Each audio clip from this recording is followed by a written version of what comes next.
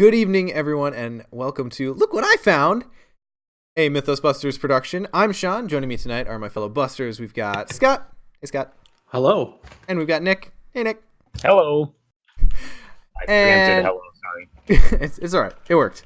Missing tonight is Ian, though he might hop in at a certain point here. We're not quite sure when his internet is going to start working. And we have got a very special card preview for you guys tonight. This one's pretty exciting, I think.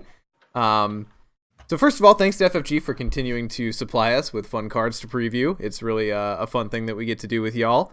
And we like generating that conversation in the community because that's kind of what this is all about, right? Mm-hmm. So, I guess without any further ado, let's hop over to our preview. Scott, would you please read Brute Force?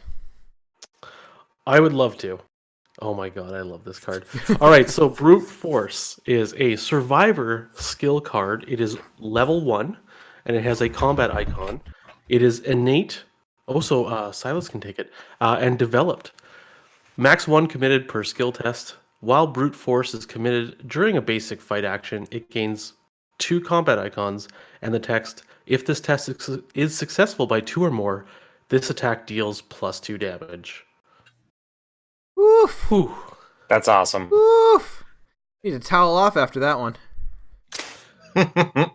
So So there's a lot going on here. Any weapon that has fight in bold is a basic fight action, right? No, this basic is like fight action is I like punch it. unarmed, like Basic Okay. fight action. Yeah, like the one that's Okay. printed on the player action card. See, that's okay, but that's okay. I always assume that anything, if it has the action in bold, that means you do that action. well, it is a fight action, but a basic fight action is Okay, that's the basic difference, part. alright. Yeah, Good to know. yeah. Yeah. So knowing that, +3 to a skill test, Yeah. essentially. Mhm. The succeed by 2. I mean, it depends who this is in. Right. You're running this in your Silas's or your Yorick's Yes. or Yorick, yeah. probably a Tommy likes this. Yeah, Tommy. Then you're swinging at 7, which hmm is fine. And if you really need to At 8 for Tommy. Survivor Tony, too. Or sorry, correctly? Tony. Doesn't it You're- no, I have think- 3 icons? It does. I think Scott was thinking Tony. So I'm thinking Tony. Correct. Tony. Yeah. Tony can take it, right? As long as he's going Survivor. Yep. This is within. Yep. Okay. This All is right. level 1. Yeah. So super cool. Yeah. I kind of like the idea of this fitting in the slot that Vicious Blow sits in a lot of times. It's nice to see an alternative to Vicious Blow. I see this also as like Vicious Blow 3 and 4, kind of. Sure, I was about to say Porque no Los. Yeah. I was gonna say that's Spanish thing you always say. But what immediately jumps to mind, and I guess this is going back to TFA Iron Man, is those Brotherhood cultists. Like this is a perfect solution, right? Like that 3 damage. That's always the enemy that everyone hates because you have to. A lot of weapons just do +1 damage, right? And Yorick or Silas just swinging with this 7 versus it'd be 3 then because this first attack gives them +1 for the doom. You're 4 up. That's decent. You commit like 1 or 2 more icons to make sure you're good, and it's a 1-shot pop. So Yeah. It turns out One Shot Pop was the name of my high school Hanson cover band, though. Coincidentally. So, all right. Well, thanks for that stunning silence. I was giggling slightly. Stokes says boo. Yeah, I kind of it's really interesting because so much about Arkham Horror fighting just constantly drills into you. Use weapons. Either find weapons that are constantly reusable or put so many in that you can continue using them. And yeah, I think, Scott, you kind of were driving at it, is that there is serious value in just being able to one-shot a 3 health enemy sometimes. And this is a pretty decent way to do that. Yep. I mean, the succeed by 2, like if this was just straight up, Yes. like +3 does +2 damage, I think that'd be a little bit overpowered for 1 XP. The successful by 2,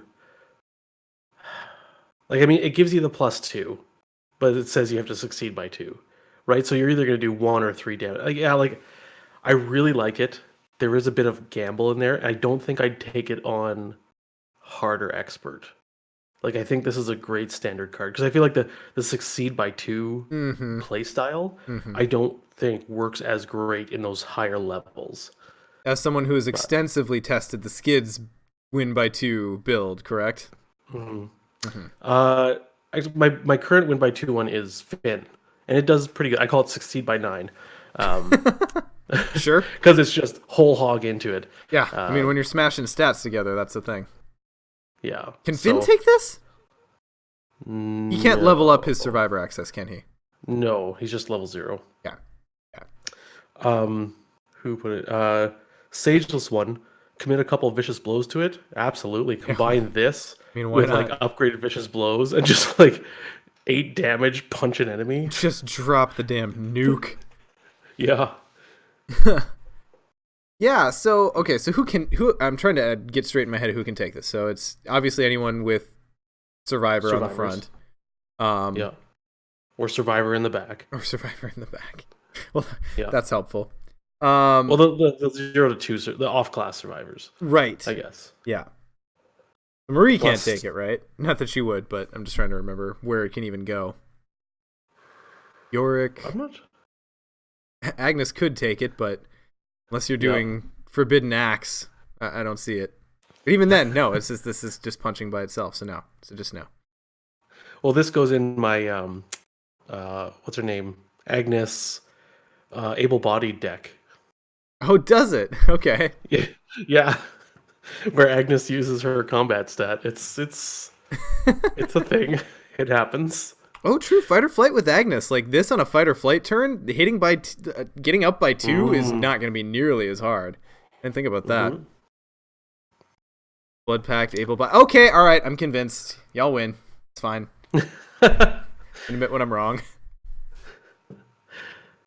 Okay. Well, God, what else is there to say here? It doesn't have to be committed to. Okay, so a lot of these specialized skill tests or skill cards can only be committed to your own test. This one does not have that restriction, so that's cool. So you could commit this to mark punching someone. Ooh, yeah. No tactic trait though. No luck there. No, but I mean, like if you're playing with him, you know what I mean? Like it's something you could put across the table to him. Yeah. Yeah, I have to say I like this one. You know, at 1 XP, this seems really reasonable. I think this is going to find its way into some decks. Mr. Trench, min plus totem, grizzly totem, just to give it. Yeah, sure. Give it 6 icons. Yeah, and then wait, it doesn't wild icon, so plus 7. So min would be swinging at 9. Love it. Well, guess I'm doing an able-bodied min deck. Able-bodied min. Oh boy, that is not a sentence I expected to even hear as a joke tonight, but I appreciate that Brute Force has brought us there. Yeah. Star King with Vicious Blow, yeah, Falcon Punch, for sure. So, okay, just hypothetically, 2 upgraded Vicious Blows, 2 Brute Forces, that's 2, 4, you 7, can't go 10. 2 Brute Forces, though. Oh, right, okay. So 6, 7, 8. So 9. 9 is the most you could do on a basic fight. Well, I guess with Brute Force and 2 upgrade Vicious Blows. But then if Lita Chantler is on the board and you're fighting a monster, then that's another +1. Someone's got to calculate, like, what's the most damage you can possibly do without double or nothing in in a single action. No, you know what? Screw it. Double or nothing, 4-player. Everyone commits upgraded Vicious Blows. I mean, yeah, for real. For real. Double or nothing with everyone committing. This is pretty big. Yeah. Yeah, double or nothing. I mean, it deserved the taboo at 4-player. we covered this. It but did. Yeah. But as mostly a single player, I was like, really? Double or nothing? And then I played Let's cover it again. All Oh, right. Nick, you've decided to join us back. I'm back. I heard double or nothing and I came running. Oh, God. All right. Well, guys, any final thoughts on Brute Force before we wrap this sucker up? I mean, it's a really cool card, but it is a little on the straightforward side, one would say, I think. That's the thing. Like, I don't think it offers much in discussion. It's just a really good card, right? It's like Vicious Blow to me, right? You're just like, this is a good combat card for a combat investigator.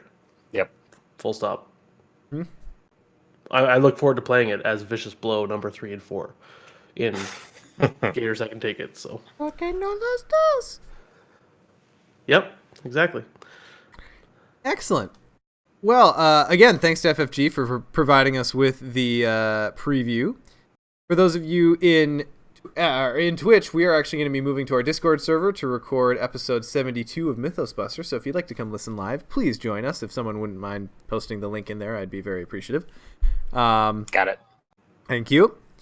And then, of course, if you're seeing this on YouTube or Reddit or wherever else you might be seeing it, check us out. We're Mythos Busters. We're on all of your various platforms. We do a podcast. We do a YouTube channel. We do this.